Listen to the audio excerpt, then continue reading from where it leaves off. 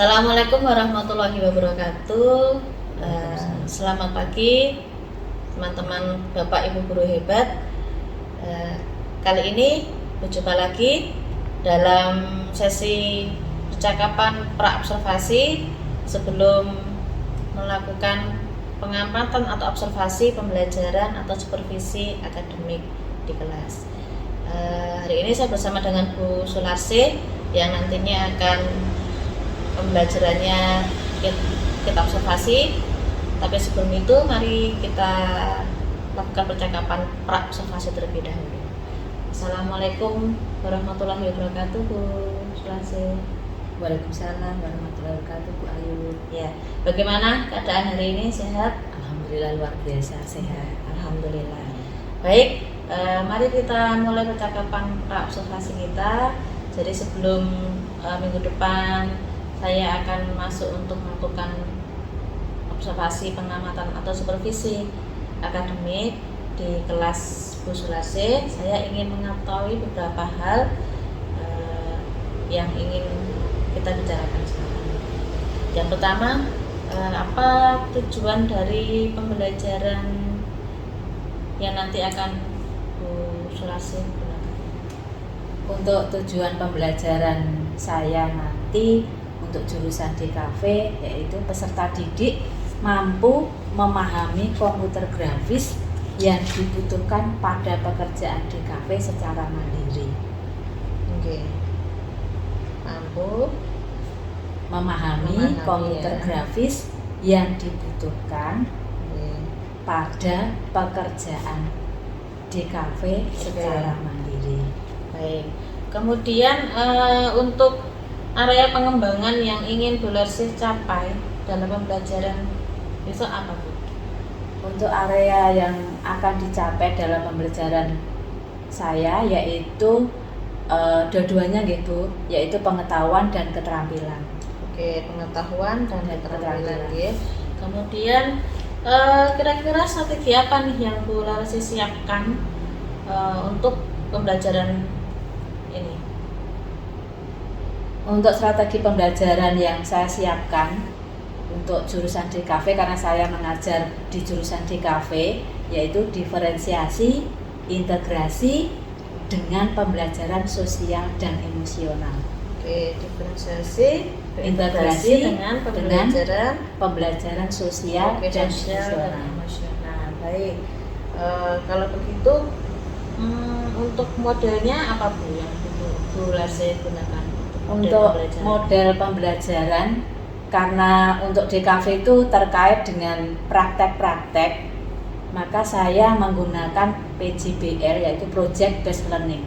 Oke, Project Based Learning ya, berarti menghasilkan sebuah karya gitu ya. Iya, betul. Okay. Baik, kemudian untuk metode pembelajarannya seperti apa, Bu, nanti?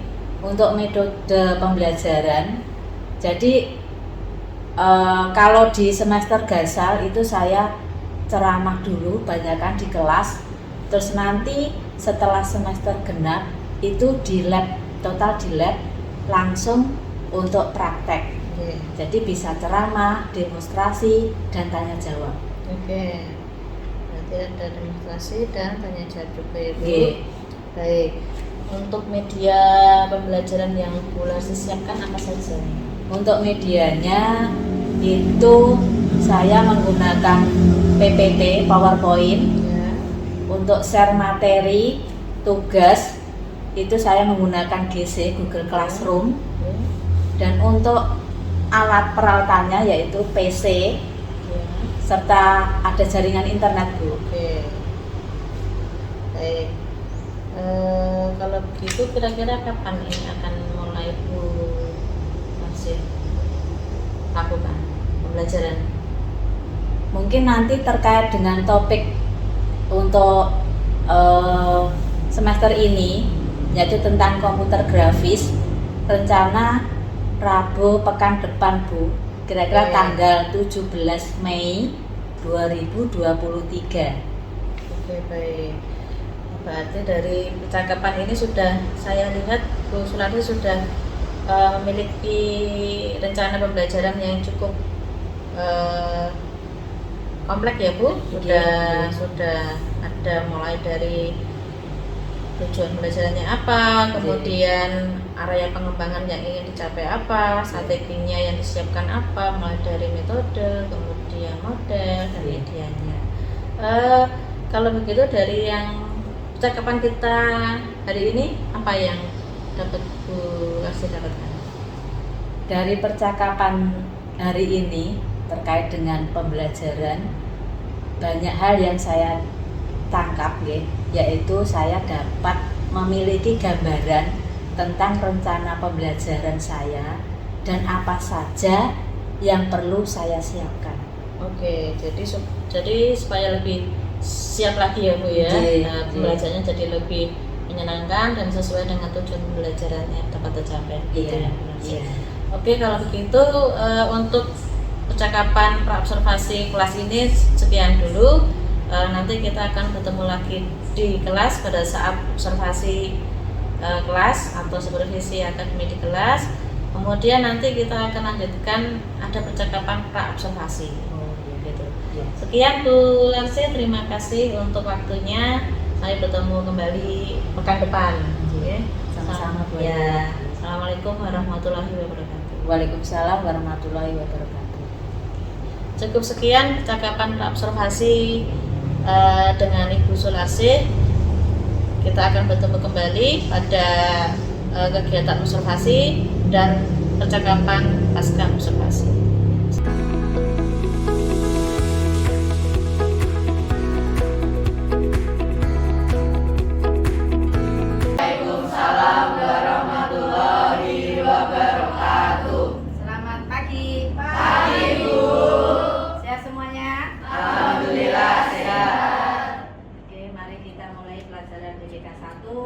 Pagi hari ini dengan bacaan basmalah bersama-sama. Bismillahirrahmanirrahim. Masuk semua? Masuk semua enggak? Alhamdulillah semuanya. Terus untuk DKP 3. Usahakan untuk masuk terus gitu. Kecuali kalau sakit ya itu harus ada izinnya. Jadi kita belajar itu ada manfaatnya sampai akhir hayat. Ilmu itu akan bermanfaat. Kamu bisa bedakan orang yang tidak berilmu dengan orang yang berilmu. Kita Bu ulangi yang tadi terkait dengan ilmu itu sangat bermanfaat. Jadi kalian tolong kalau emang tidak sakit itu masuk. Kalau sakit gimana lagi kan harus istirahat tapi harus dengan izin. Ilmu itu manfaatnya luar biasa sampai akhir hayat. Terus untuk tujuan hari ini, pertemuan hari ini akan membahas tentang elemen komputer grafis, mengambil topik tentang group shaping ya. Group shaping. Sebelumnya Bu Lasih akan menyampaikan tujuan pembelajaran kenapa kalian perlu mempelajari komputer grafis. Di mana di sini adalah terkait dengan tool yang perlu kalian kuasai dalam membuat desain. Tujuannya bahwa kalian memahami atau mempelajari komputer grafis itu sangat dibutuhkan dalam profesi kalian sebagai desainer. Dalam hal ini jurusan DKV.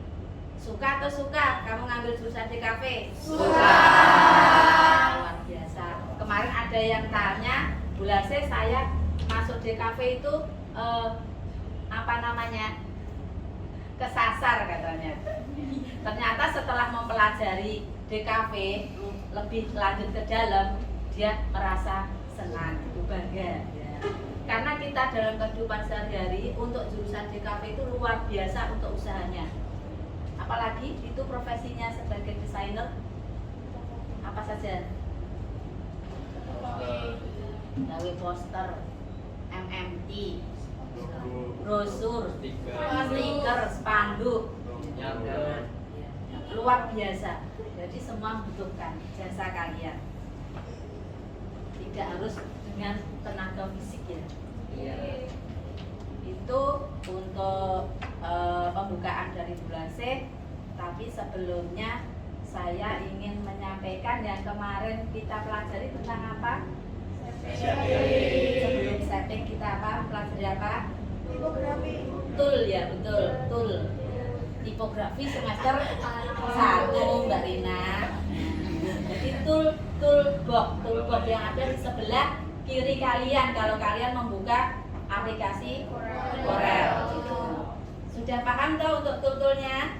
Sudah. Terus coba sebutkan, tidak harus semuanya, mungkin bisa 3 toolbox yang ada di Corel Draw beserta manfaatnya. Apa itu fungsinya? Tunjuk jari, nih bareng jelasnya, mendengarkannya kurang jelas. Oke Mas Fitri. Untuk membuat persegi ya, persegi panjang. Membuat persegi panjang, betul. Terus Ellipse untuk membuat lingkaran. Mbak siapa? Isnia. Mbak Isnia. Vektor, Mas Muhammad Uluk. vektor untuk membuat tulisan. Ya, betul. Jadi betul semua. Sudah paham untuk toolbox? Sudah. Oke. Kasih aplaus untuk DKP 3. Nah, sekarang saya ingin menerangkan tentang setting. Sebelum masuk ke setting, kalian sudah pernah sekilas mempraktekkan, Dit? Ada berapa grup setting? 1. Simplify, intersect, front minus back, 4. 7, Mobile. Grocery, simplify, intersect. Coba Mas Gilang. 3 saja. 3 saja. 1, well, 2, trim, 3, intersect. 3. Kemudian Mbak Marsa 3. Lanjutkan. Simplify, front minus back minus front. Kalau untuk manfaatnya bisa saya lanjutkan ya. Bisa dibuka Corel Draw-nya. Iya. Oke, sebelum saya masuk ke materi berikutnya, coba berdiri semua. Saya ingin tahu rapi semua enggak? Pakai asli semua enggak? Fikri biasanya nggak pakai gesper Mas. Ya, alhamdulillah.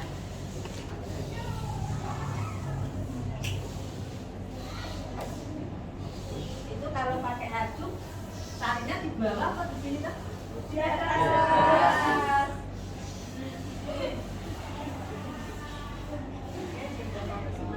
Silakan buku kembali.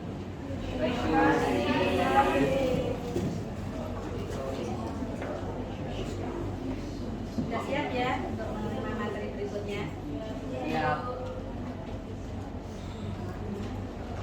Belas sesar di GC, yaitu materinya ada 2, tool Corel Draw dan materi setting. Kalau ini kan untuk keseluruhannya. Iya. Kita lanjutkan untuk ke materi berikutnya, yaitu terkait dengan setting ya. Untuk modul atau mungkin materi sudah belajar share di GC. Ada 2 materinya, ada di menu materi semester gasal dengan file namanya tool Corel Draw dan setting, khusus untuk setting. Mungkin bisa dilihat di GC-nya, ini sudah saya bukakan. Ini yang untuk materi hari ini.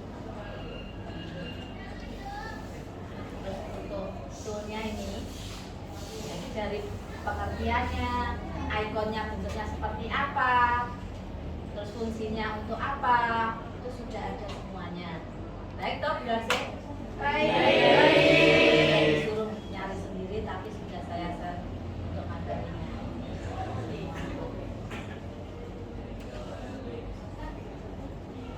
Tadi sudah disampaikan Mas Muhammad Ulung, kemudian Mas Gilang dan Mbak Marsa terkait dengan grup setting. Tadi disebutkan ada 8 ya. Yang 8 sudah disebutkan semuanya. Nanti kita praktekkan satu persatu. Oh, bedanya apa where, trim, intercept, kemudian simply, simplify, kemudian with, dori, front minus back, back front minus, balik ya. Iya. Gitu. Terus pertama saya ingin menerangkan tentang where. Where kelihatan nggak dari belakang? Fungsinya apa, Bel? Digunakan untuk menggabungkan objek warna akan berubah sesuai dengan objek terakhir terpilih. Sebelum masuk ke where, coba untuk group shaping itu ada di menu apa? Objek. Mungkin ada yang ini ya beda ya, mungkin bahasa Inggris gitu. Itu di apa menunya namanya? Rank ya, rank ya. Ada di menu rank. Sekarang saya nyamain tampil. Perhatikan dulu, baru nanti kalian praktekkan ya. Tadi untuk pengertiannya digunakan untuk menggabungkan objek. Warna akan berubah sesuai dengan objek terakhir terpilih.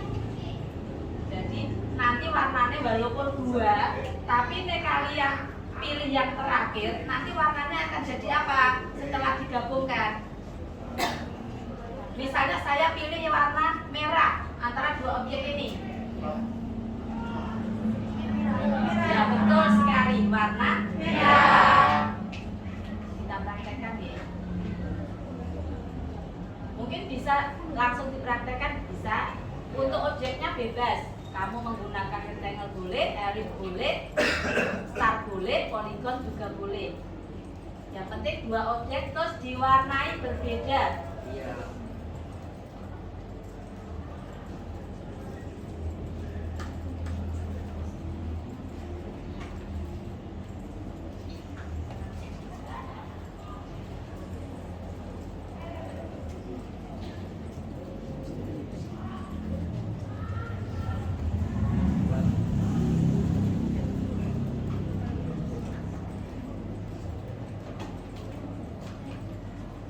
Jadi kalau kalian ingin klik menu bar, ya. Ini ya, ikonnya ini. Untuk lambangnya ini diklik, terus kamu tarik gini. Oke, nonton nggih? Nah, ini tadi kalau yang dipilih yang terakhir atau yang pertama? Terakhir. Dibalik sekarang. Misalnya pilih yang terakhir yang warna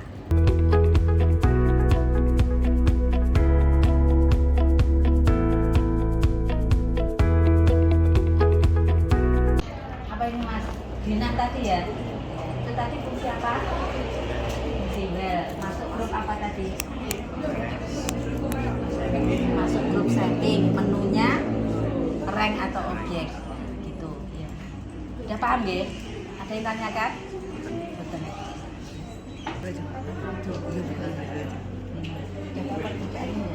Desainmu Dina mana? Yang Dina? Oh iya, ke atas. Yang bedanya ya, ini kan perpotongannya. Terus ini juga tadi kan ketindes gitu, ketumpuk oleh itu. Kalau kemarin kan menggunakan virtual segment delay ya. Paham semuanya untuk penggunaan fungsi where? Paham. Sudah paham. Mungkin ada yang mungkin dari 36 siswa ada yang mungkin ada yang sulit atau merasa belum paham. Enten boten? Boten. Serius lo ya? Terima kasih. Tidak ada yang ditanyakan. Cukup sekian untuk pertemuan hari ini. Semua PC dimatikan sesuai dengan prosedurnya, jangan langsung matikan gitu ya. Iya Bu. Kita tutup pelajaran siang hari ini dengan bacaan hamdalah bersama-sama. Alhamdulillahirabbil alamin. Wassalamualaikum warahmatullahi wabarakatuh. Waalaikumsalam warahmatullahi wabarakatuh.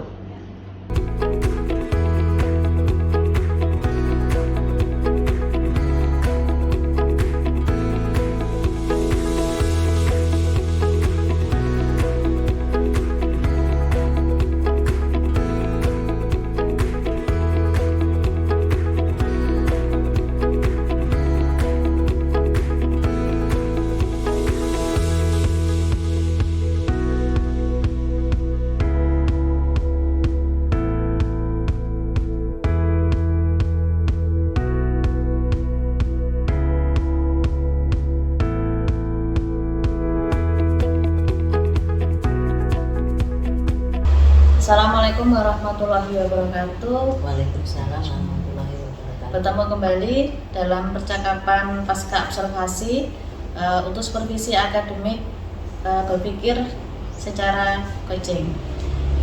Kali ini kita akan melakukan percakapan pasca observasi bersama dengan Ibu Sularsih, rekan saya.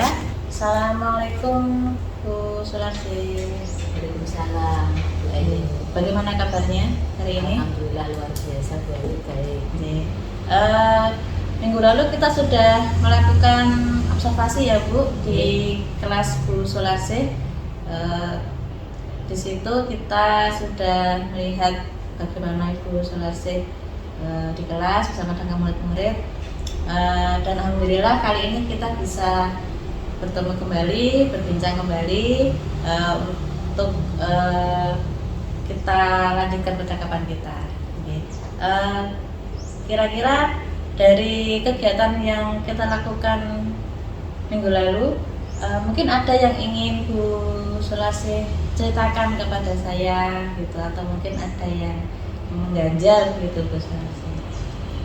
Terkait dari observasi yang sudah dilakukan kemarin, itu sebenarnya ada beberapa hal yang perlu saya obrolin dengan Bu Ayu. Baik itu dari strategi pembelajarannya, media pembelajarannya maupun metode pembelajarannya. Oh gitu. Monggo Bu, kalau ada yang ingin diceritakan kepada saya.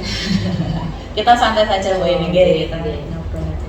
Mungkin untuk pembelajaran saya, karena saya mengampu mapel DPK 1, yaitu dasar program keahlian 1 untuk jurusan desain komunikasi visual, yaitu untuk kelas, khususnya untuk yang diobservasi itu adalah kelas EDKV 3, yaitu ada 36 siswa.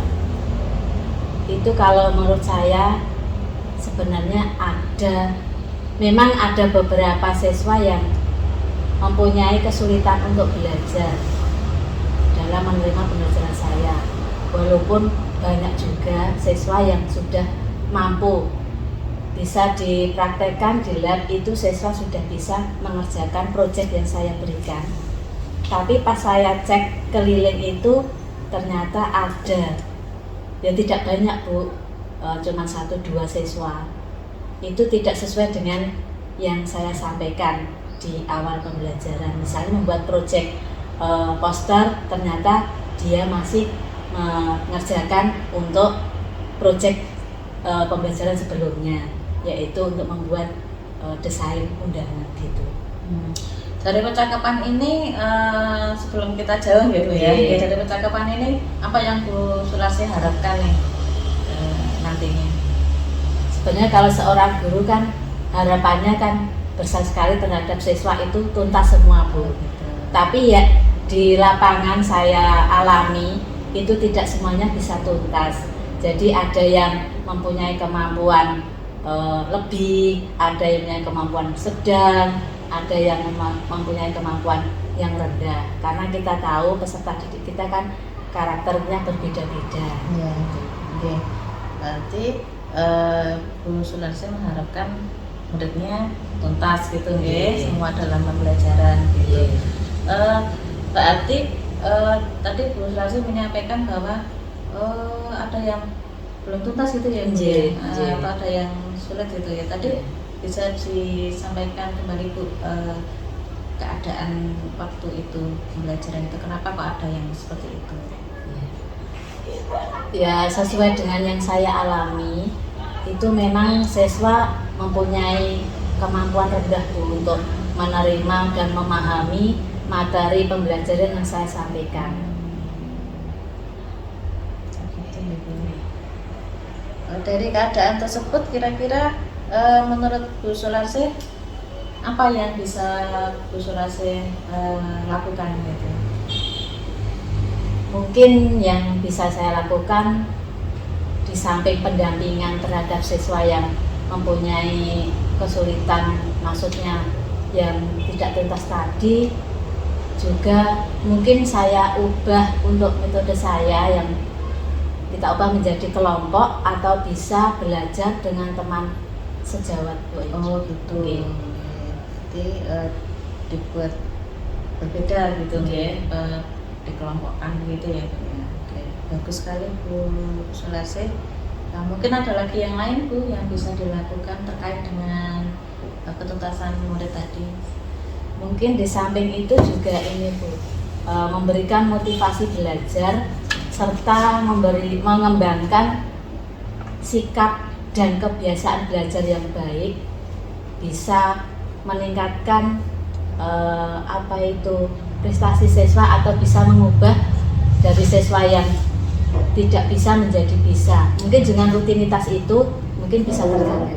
Oke, dari yang sudah Bu Sularsi sampaikan tadi ya, kira-kira rencananya apa nih yang akan Bu Sularsi siapkan gitu supaya tadi yang jenengan inginkan tadi tercapai?